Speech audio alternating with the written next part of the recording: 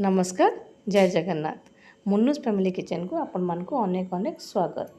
आज मु गोटे स्नैक्स रेसिपी नहीं कि आसी पोई पत्र बरा।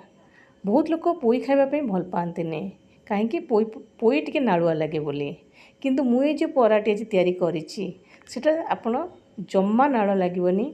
आपड़ थोड़ा प्रिपेयर करके देखूँ बहुत टेस्ट लगे। यहाँ टी अलग प्रकार मुझे प्रिपेयर करी तेरे आसन देखा मुझे किभली भाव में पोई पत्र बरा प्रिपेयर करिछि।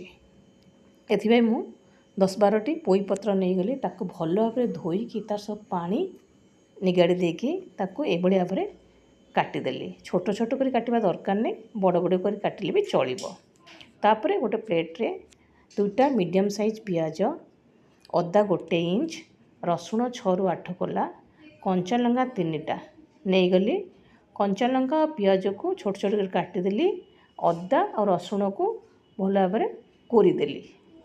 बर्तमान कड़े गरम कली। कड़े गरम हो सारापर से 2 चामच सोरिष तेल पकईदेली।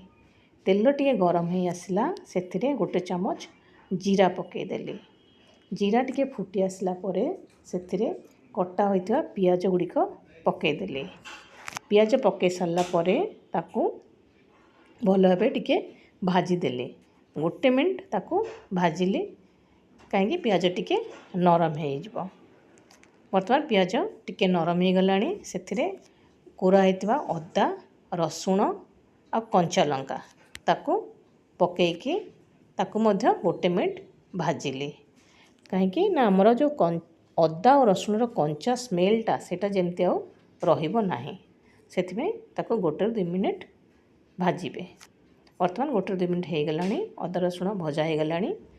तापर से मु जो काटिकी रखी पोई पत्र सेटा पकईदेली एवं ताकू टिके भल भाव में 1-2 मिनट भाजिली। मन रखिए पोई पत्र पकई सारापर ताकू घोड़ेबे ना, घोड़ेला माने सेटा पुणी नाड़ुआ हो। बर्तमान आमर ये भाव में पोई पत्र भजा हो गला। तापरे गोटे बाउल नहीं गली। से बाउल रे मु 2 चामच बेसन पकईदेली। तापरे से 4 चामच चाउल गुंड पकईले। जदि आपण पाखे चाउल गुंड नथिबो ताले आपण चाउल गुंड जगह कॉर्नफ्लोर यूज करें। तापरे से आधा चामच जीरा गुंड, आधा चामच लंका गुंड आपण हिसाब रे जिते राग खाइबे से हिसाब रे पकई पारिबे। मो पाखरे धला राशि थिला, मु 1 चामच धला राशि मते सेथरे ऐड कले। धला राशि टिके पकईले टेस्टा आउटे भल आसे। स्वाद अनुसार लुण पकईदेली। बर्तमान आमर सबू सामग्री पड़गला। या भल भाव में मिसईदेवी। तापर अल्प अल्प पानी देकी गोटे थिक बैटर तैयारी करदेली। से पत्र को जो भजा होता पत्र थिला ताकू पकईदेली। बर्तमान या भल भाव में गोलैदेवा। गोलै दे सारा पर ताकू 5 मिनिट मेरिनेट होगापाई कि छाड़देवा जो भाव में भलसे सेटा मिसीज। ये भाव में ताकू मु रखीदेली। तापर गैस लगेकी पैन बसैली। पैन गरम हो गला से 2 चामच रिफाइन तेल पकईदेली। तेल बर्तमान गरम हो आसला। देखु तेल गरम हो गला से एमती चामच साहाय्य बरा भलिया करिके मु पोई पत्र बरा पकईदेली।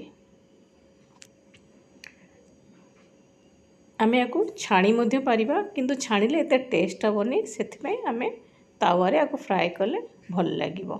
वर्तमान गोटे साइड हो गलानी ताकू मु उल्टे देली। आर साइडटा भल भाव में हो।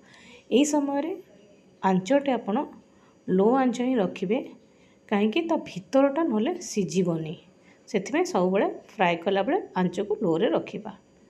वर्तमान हमर रेडी हो गला पोई पत्र बरा। या आपण खाली स्नैक्स भी खाई पारिबे, भात सहित पखाल सहित तो बहुत भल कॉम्बिनेशन अच्छी यार। अथवा आपण आपको स्नैक्स भी खाई पारिबे। जदि आपण को ये रेसिपीटी भल लगी ताले please like share and subscribe कर दियंतु। Thank you.